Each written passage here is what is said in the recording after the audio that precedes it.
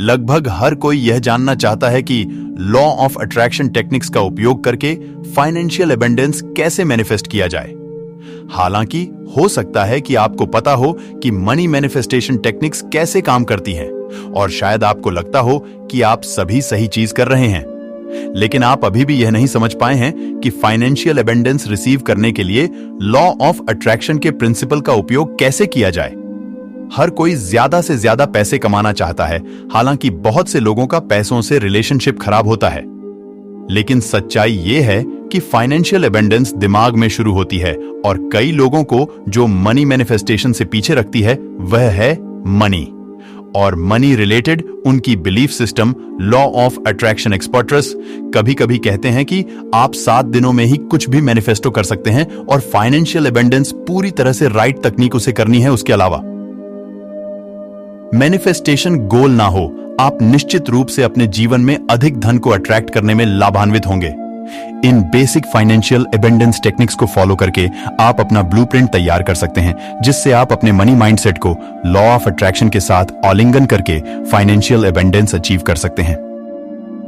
Number 1, abundance पर ध्यान केंद्रित करें। लॉ ऑफ अट्रैक्शन का एक मौलिक सिद्धांत है कि आप जिस पर ध्यान केंद्रित करते हैं वही आपको और भी अधिक आकर्षित करता है।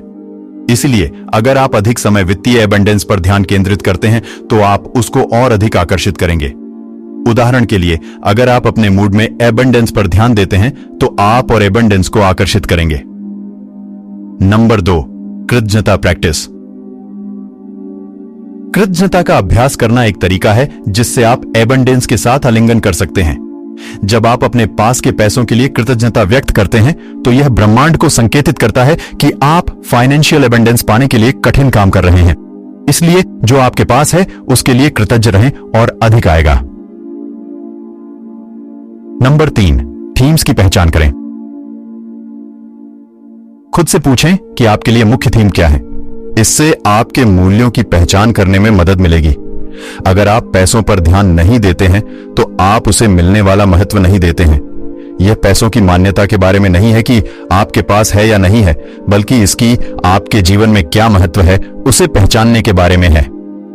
नंबर 4, अपने मूल्यों के साथ खर्च करें।